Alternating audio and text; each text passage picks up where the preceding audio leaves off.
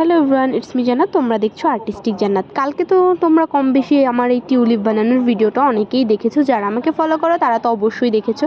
এখন এটা রাখার জন্য একটা জার তো বানাতেই হয়। তো আমার কাছে ছিল একটা মধুর জার, মানে আমি মধু খাওয়ার শেষে সেই জারটা আমার কাছে ছিল।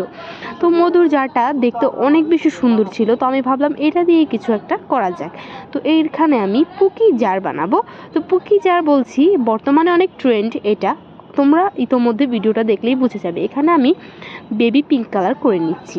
প্রথমেই পিঙ্ক কালার মধ্যে হোয়াইট কালার মিক্স করে আমি সুন্দর একটা পুকি কালার তৈরি করে নিয়েছি। এটাকে মেবি বেবি পিঙ্ক কালার বলে।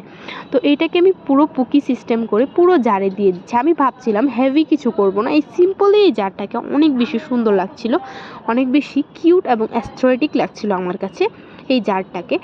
আমার মনে হচ্ছে, আর হ্যাঁ, আমি কিন্তু আজকে আমার টেবিলের ওই চাদরটা যেটা বিছানো ছিল একটা পলিথিনের মতো সেট করেছিলাম, সেটা উঠিয়ে ফেলেছি।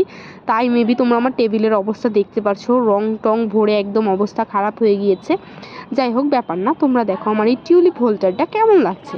আমার কাছে কিন্তু অনেক বেশি কিউট লাগছে এই টিউলিপ হোল্ডারটা। এটা আমি আমার উপরে রাখবো, আমার এই টেবিলটার ওই দ্বিতীয় থাকে উপরটাতে আমি রেখে দেবো এই টিউলিপ হোল্ডারটা। এটা কিন্তু অনেক বেশি সুন্দর লাগছিল, বিশেষ করে জার সহ। আর আমার কাছে টিউলিপটা ভালো না লাগলেও টিউলিপের জারটা কিন্তু অনেক বেশি কিউট এবং অ্যাস্থেটিক লেগেছে। হ্যাঁ, আর তোমরা আমার ইউটিউব চ্যানেলটা তাড়াতাড়ি সাবস্ক্রাইব করে আসো, আর আমার টিকটক আইডিটা ফলো করে দাও, জানাও এটা কেমন লেগেছে।